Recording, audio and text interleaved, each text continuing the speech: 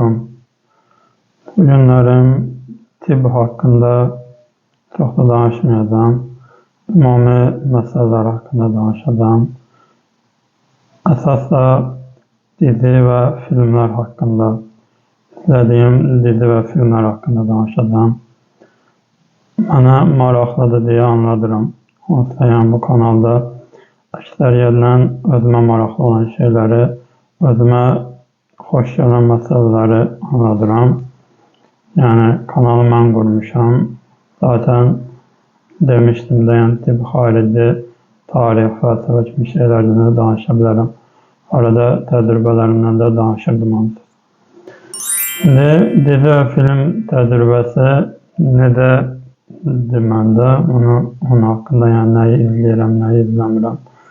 Onun haqqında danışacaq olsam, yerli dizilərə çox baxmıram. O bir dənə şeyə baxmışdım, neydi? Alma-almaya bənzər falan. Döyəcə yəni, onlara baxmışdım o vaxtda. Ondan sonra da elə baxmamışım. O vaxtda seçilənlər biraz yenə maraqlıdır. Nə bilim, Arşın Malalan falan. Onun xaricində elə yerli çoxdur. İndi seçilən demək olar ki, yoxdur. Amma o vaxtda seçilən elə bu köhnə filmlərdir. Qayın ana filan elə. Qayın ana. Onlar biraz maraqlı ola bilər. O qədər yəni. Daha sonra dizi olaraq Türk dizilərinə baxanam. Son günlərdə bu şeyə baxmağa başlamışam. Son 2 gündə. 01 var, ona baxmağa başlamışam. Onun xaricində yəni Türk diziləri Edəl uzun müddətdir baxdığım dizidir. Edəl karakteri filan xoşuma gələn karakterdir. O yəni canlandıran aktyor da özü yaxşı canlandırıb. Kənan İmirdaloğlu. Yəni keçmişlə bağlı hadisələrin analiz və sintezi gedir və dizinin ən xoşuma gələn cəhəti də ki, bu analizində də ifadə edilir ki, hər karakterin özünün keçmişində müəyyən bir hadisə olub, o hadisə üzərindən dizidə rollar bir araya gəlir.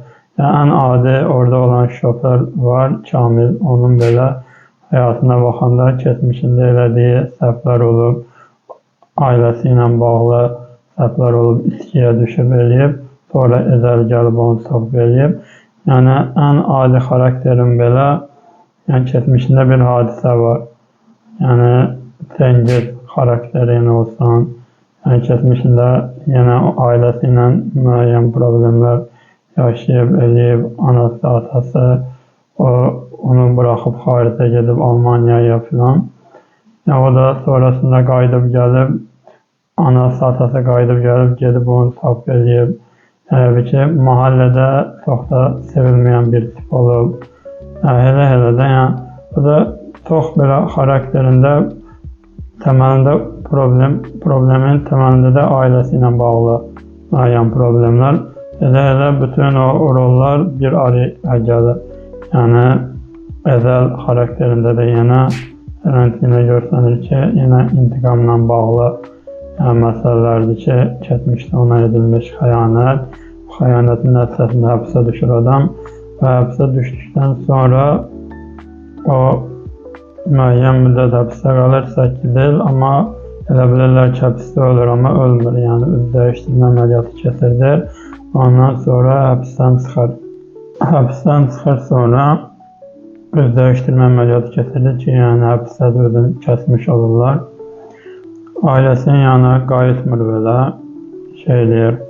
O intiqam almaq üçün yəni plan qurur ki, o əvvəlki o dostlarda Cengizdir, Alidir, Eyşandır, onları belə tanımağa, araşdırmağa, həyatlarını araşdırmağa başlayır. Sonrasında da onların arasında dost kimi gelir. Başlayır onlardan arasını vurmağa, bir oyunlarla, intriqalarla. Onun, nə bilim, birinin sevgilisi olur, birinin dostu olur. Birine otel təklif edir filan. Elə aralarını vurur, əlində də maddi olaraq güc də olur. Yəni, o şəkildə hamısını parçalayır, intiqamını alır axırda. Dizinin 2-ci sezonunda Edəlin intiqamından çıxır dizi Ramiz dayının intiqamına keçir. Yəni, Oyunda Kənan arasında müəyyən 30 illik intiqam olub. Kənan o intiqamını almaq istəyir Ramiz Valideyn ilə. O şəkildə də onların arasında elə intiqam məsələsinə dizi ikinci sezonda keçir yəni. Elə o şəkildə axırda da dizidə çox xarakter ölür. O başda dediyim Kamildir, Tevfik var, odur. Çox xarakter ölür. Ən axırıncı bölümdə Cengiz filan, Eyşanın da öldüyü göstərilir. Amma Əzəl tam ölürmü, ölmürmü tam bilinmir yəni axırda. Amma yəni ölmədiyi ehtimalı daha yüksəkdir. Çünki yəni elə göstərirlər ki, var bir qapının arxasında var kimi. Yəni bu dizi haqqında bu şəkildə başqa türk diziləri də var. Baxdım, demək istəmədiyim filan. Belədir. Türklərdə dizilər yaxşı tutur amma. Filmlər də pis deyil amma filmlər mən daha sonra baxdım, yabancı filmlərdir. Türk filmləri baxmışam. Yəni şeyə baxmışdım əvvəllər, bu Qora, Arıqva, Cemilovanın filmləri. Onlar da pis deyil, belə baxanda. Yəni parodiyası cəhətindən maraqlıdır yəni. Dizi mesajlar da verilir orada Amerikaya filan, subliminal mesajlar, örtülü filan. Amma məsələn yabancı filmlər daha qəşəng olur. Məsələn şeyə baxmışdım. Son Durak serisinə baxmışdım. Dünənlərimdə axırıncısını qurtarmışdım. O xoşuma gələn film serisidir. 6 filmi var.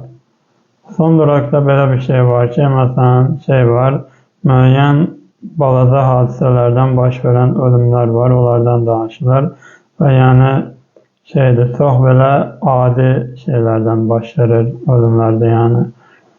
Və ölüm baş vermədən bir neçə saniyə əvvəl o baş verən adi səbəblərdən baş verəcək qəzaları biri görür. Yəni mən əsas 4 seriydi, onlara baxmışdım. Orada da hər seriydə də baş rolda biri olur yəni. O görür ki, yəni belə hadisələr olacaq və bu zəncirvari hadisələrin nəticəsində də bu qəzalar baş verəcək.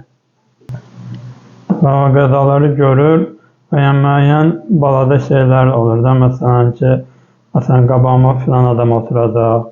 Ondan sonra burada məsələn bir saqqal yapışmış olacaq. Bu adam filan sözü demiş olacaq. Hadisələr zəncirdir də. Belə bir ki, gözünün qabağına görünmək kimi filanma bir neçə səhnə sonrasını elə görür və bundan sonra da müəyyən zəncirvari qəzalar baş verir və o qəzalar nəticəsində də ölürlər hamısı və çox fəcii surətdə. Birində nə bilim Luna Parkda olan qəza heç olmayacaq. Deyirlər 250 milyonda bir ehtimal Luna Park qəzası, amma hidroliklərdə nəsə problem olur filan, qəza olur və birində uçaq qəzası filan və yəni bir neçə səhnə əvvəl onu görür ki, bu qəzalar bu şəkildə olacaq və yəni deyir, bu qəza olacaq, buradan çıxan öləcək filan və bir neçə dostu çıxar, etiraz edən bir neçə adam çıxar eləyir və onlar qurtulurlar. Filmin qəribə tərəfi nədir? Deyirlər ki, ölmən bir planı var, biz burada ölməmişiksə mütləq demirlər.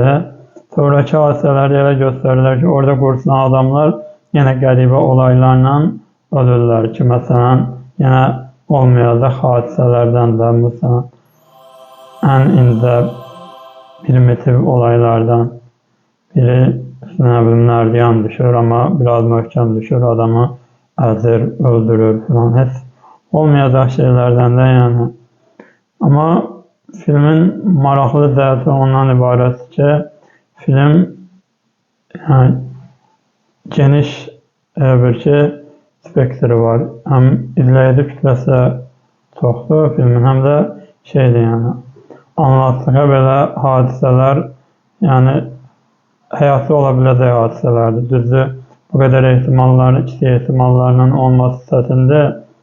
Biri hamamda sürüşür, nə bilim boynunu ip dolanır o şəkildə filan. Yəni, olmayacaq hadisələrdə amma maraqlı gəlir də adama ki, olmayacaq hadisələrdən bu adam necə həyatını itirdi. Belə baxanda gerçək həyatda da ola bilər bəzən.